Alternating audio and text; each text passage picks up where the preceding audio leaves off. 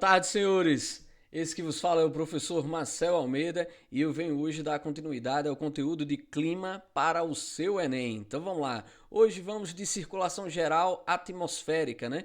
Que são a circulação de grandes células de vento que são constantes o tempo todo dentro da nossa atmosfera. Nós podemos dividir elas em primárias, secundárias e terciárias, né? Tendo a noção de escala, né? Global, regional e local, seguindo a sequência de primária, secundária e terciária. Vamos lá para a circulação primária, que é esse slide aí que vocês estão vendo. A mais importante para vocês entenderem aí para o Enem é a circulação da célula de Hadley.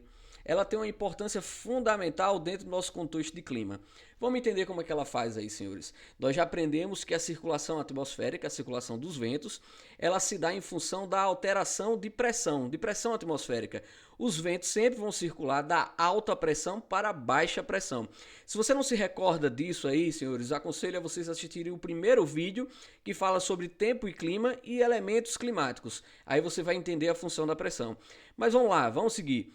A célula de Hadley, elas são caracterizadas pelas saídas dos ventos alísios, que saem dos trópicos, né, o trópico de Capricórnio e o trópico de Câncer, saindo em direção à linha do Equador, que é a nossa ZCIT, né, que é a zona de convergência intertropical.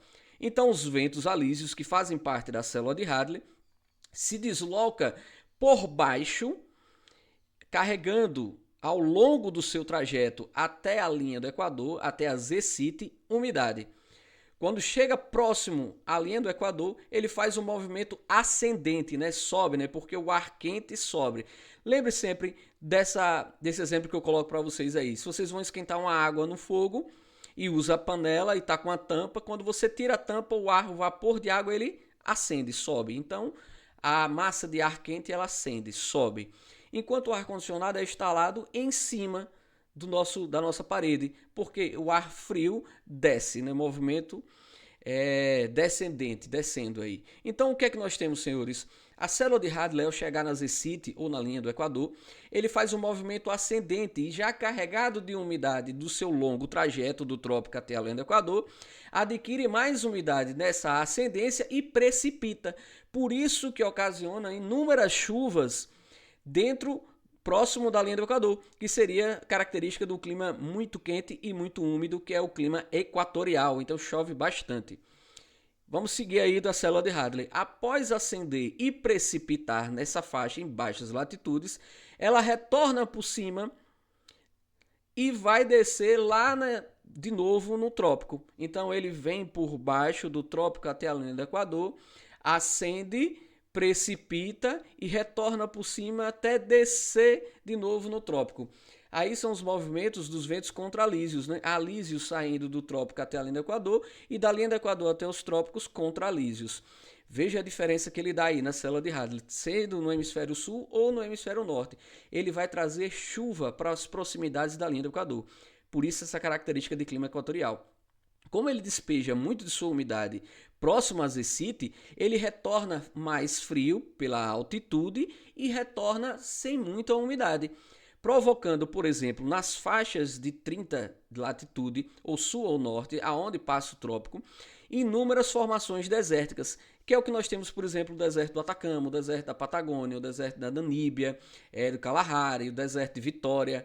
Lá em cima, no hemisfério norte, a gente tem o deserto de Gobi, Taklamakan, né, Oriente Médio, Saara, o deserto da Califórnia nos Estados Unidos, tudo dessa faixa, porque ele gasta toda a sua umidade próximo a ZCIT, próximo à linha do Equador, e quando retorna para os trópicos, retorna sem a característica de umidade. E você lembra que para a característica desértica, a gente tem um maior índice de evaporação do que precipitação. Então acaba não precipitando, não chovendo, ou pelo menos tendo uma irregularidade de chuva nesses lugares.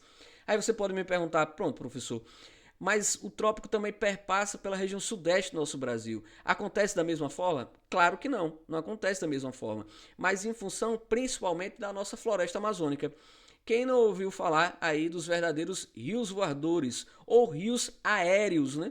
Toda a umidade que é gerada pela evaporação e a evotranspiração dentro da floresta amazônica, elas são carregadas por ventos e levados até a região sudeste, que acaba precipitando bastante, impedindo que pudesse trazer essa característica desértica que outras localidades dentro da faixa, em função do movimento da célula de Hadley, poderia ocorrer.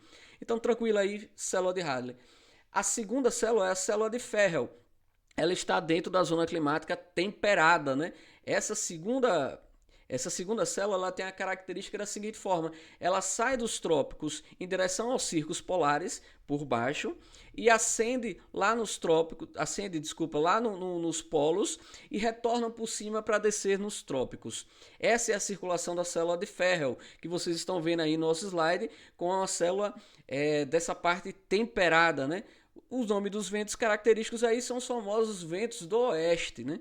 Já a terceira faixa que vocês veem, que é a circulação da célula polar, ela circula dentro dos círculos polares, dos círculos polares até os polos. Então eles fazem essa movimentação o tempo todo, alterando sempre aí de baixas pressões para altas pressões.